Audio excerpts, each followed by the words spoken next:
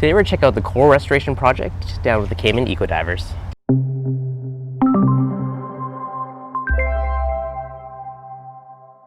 When I first came here in 2009, I was diving on the reefs with a different set of eyes from most people.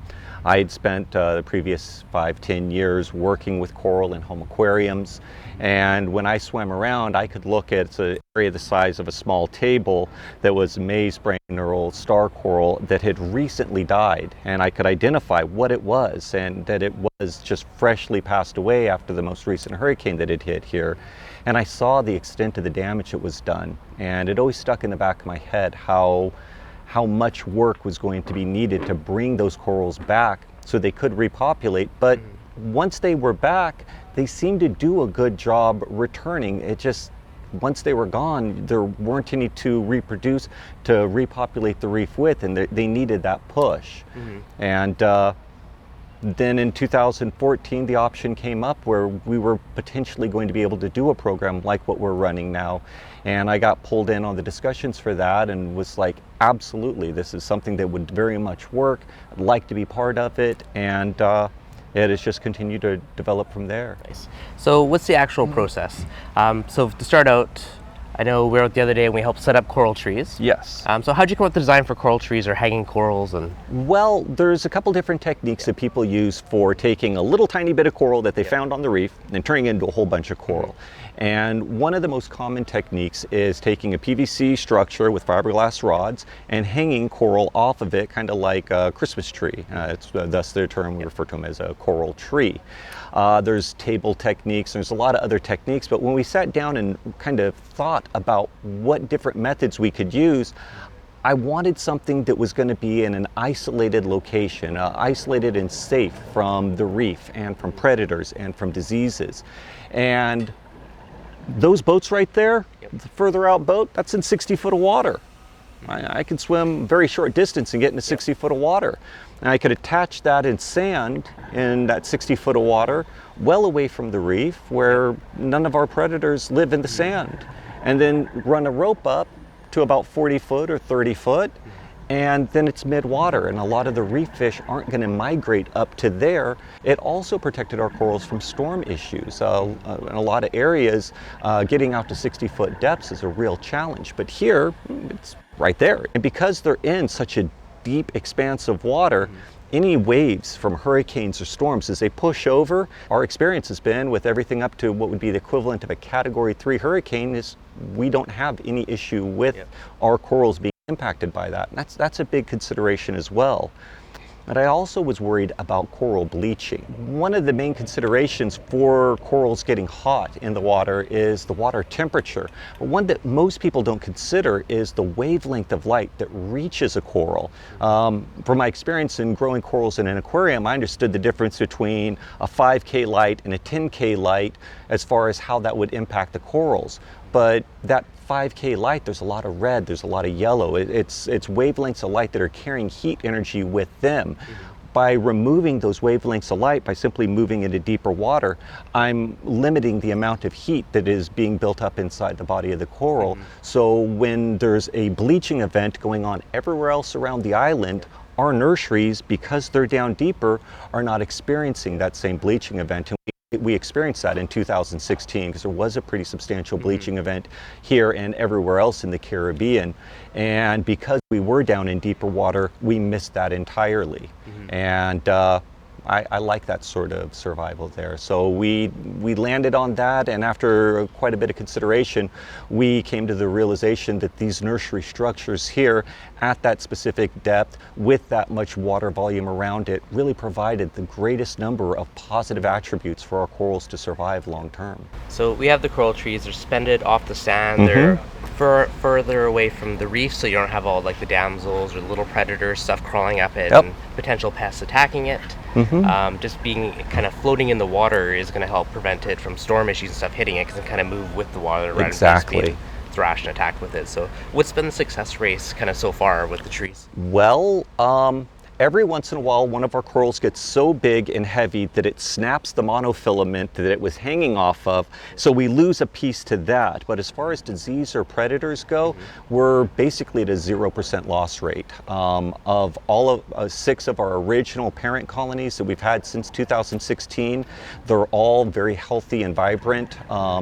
And again, outside of individual pieces falling off because they just got too large, we haven't had any real loss there.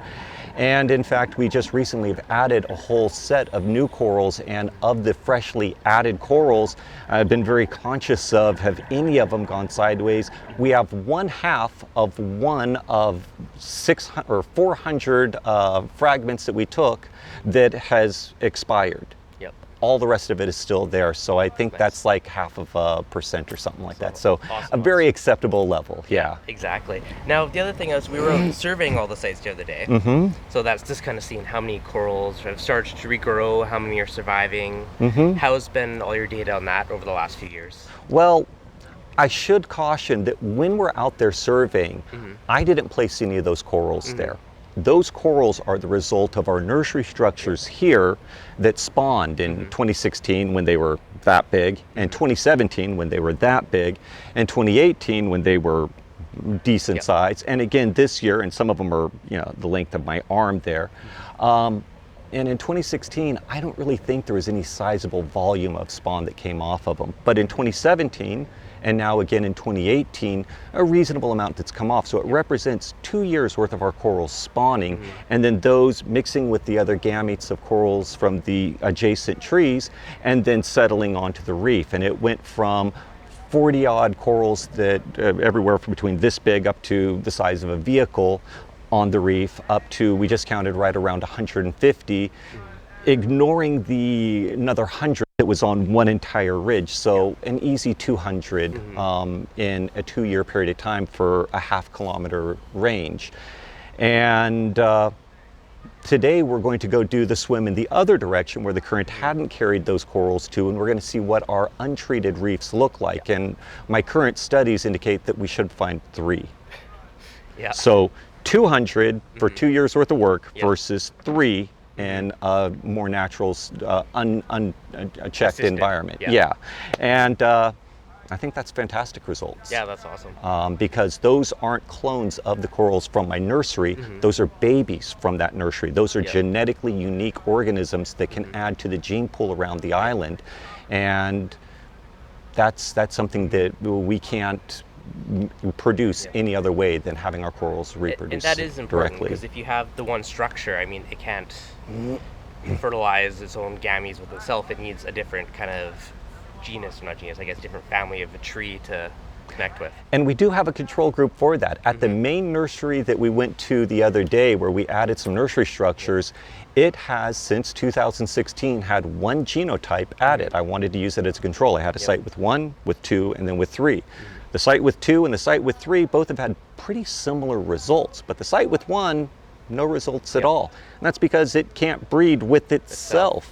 And now we've bumped that up to 10, and we should see in upcoming years a dramatic shift in the corals in that untreated area there. Now, will each of the spawn, they're all independent now, right? Yes. So as long as it's not a fragmentation of the main colony, it's grown up on its own as its own individual, and they can further repopulate the reefs around here.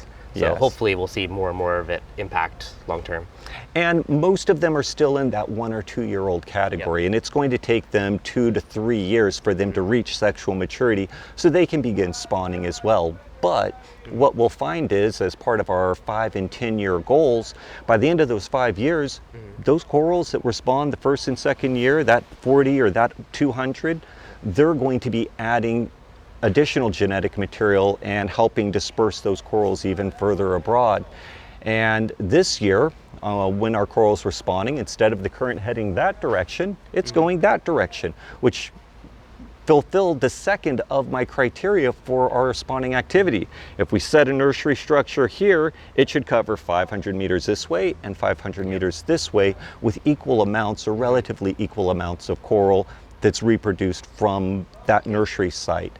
And that means that if we have 2 nursery sites and they filled in and are almost touching in the middle, by that 5th year, those corals that are in between, they'll close that gap and start bridging across to one another. And at that point, what level do we say, well, there it is, it's fixed? Is it when you can't hardly see the ground? Is it when I can't count that much? I mean, how many leaves are in a tree? It becomes kind of a argument of semantics at that point to where you determine success. But I think the main goal is corals that are surviving all 5 years, corals that are adding to the population that were added initially from our nursery, and then a population that becomes rather cumbersome to count in the first place. We have to step it back from, well, there's one, and 5 minutes later, there's one, so we got 2, to, okay, so we're just going to do this small area and count it because it's not practical to count this half-mile stretch. A sample set of Exactly. each. Now, the one thing that I found pretty amazing is how you can pinpoint when they're actually going to spawn. So out of a whole year, here's the 2-hour window of 3 nights out of the whole year when it's going to happen. And you know what?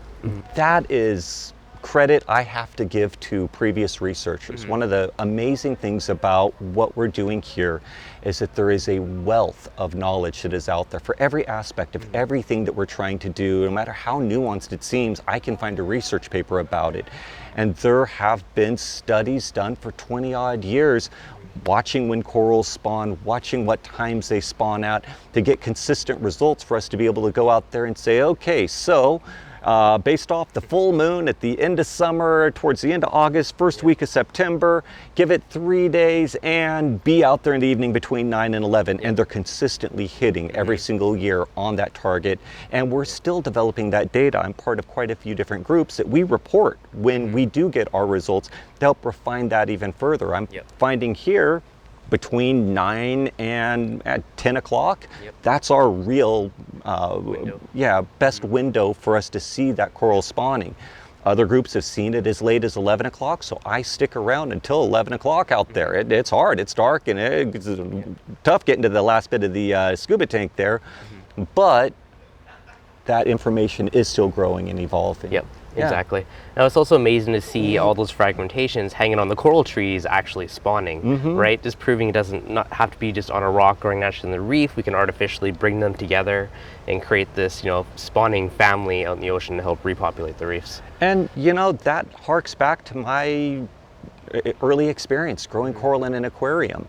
The holy grail of growing coral in an aquarium was to get it to spawn, to get it to be able to reproduce. Same thing with any of the fish. You knew you had a successful tank if you had regular cycles of clownfish babies popping out or anything of that nature. They were laying eggs like, I'm doing it right. Well, that's not a natural environment, but it's a safe environment. It provides all the stable parameters a coral needs. It limits predators. It tends to what they need to grow strong to be able to focus on creating reproductive material. And that's all we're doing here, is we're providing a safe environment for them to, instead of be fighting off predators and disease, to focus on the act of building up that strong reproductive material to spawn.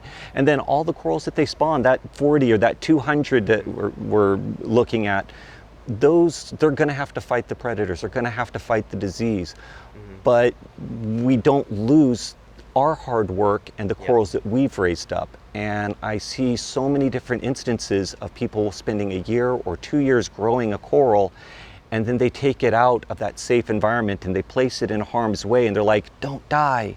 And then it does in a lot of cases. And they went through all that effort, they went through all that extra work, and it doesn't yield the results that they're looking for. And our program is very results driven. If it's not producing the results we're looking for, we adjust it so that we can best get those results. As at this point, we're dealing with a lack of a better term, an extinction type event. They're dying off at a horrifying rate. And if we don't create some sort of guidance like this, it is going to disappear in potentially my lifetime. And that'd be a shame. I would hate to see that happen. Hey, it's a good driver, and it's amazing to start to see the results paying off, and it actually proving successful, and it's helping restarting new colonies out throughout and helping rebuild what's was slowly fading away. It's pretty amazing that you've started it more or less on your own, and you're starting to see the results finally pay off. Well, when I was a kid, I used to have this weird idea that the world was full of adults and they had everything under control. And as I became an adult, I realized that no, that wasn't the case at all. And in fact, a lot of times there wasn't even any agency to help with these problems that we saw. A lot of times the problem wasn't even recognized. And I could sit there and wait for someone else to do something, or I live here. Yep. I'm right out there all the time. I can make that change, I can create that change, and I could just go do it myself, and hopefully sooner or later people come on board with it. Yep. And if I didn't, it's going to disappear. To put it in perspective how close that is, we are working with a pillar coral species here. It's a very endangered species of coral. I have 3 primary colonies on the west side. 3. Yeah.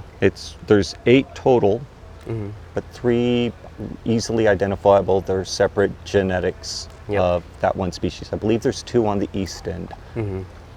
So That's 5. that's almost gone if nothing Yeah, happens to help there's not a lot of wiggle room on that one. We have to be real careful and make sure we make a lot of really good decisions with it, because if we rush, if we make a bad choice, that's it. And we're one of about 4 programs left in the world that even has it in the first place, because disease in 2017 wiped it out across the entire Caribbean region.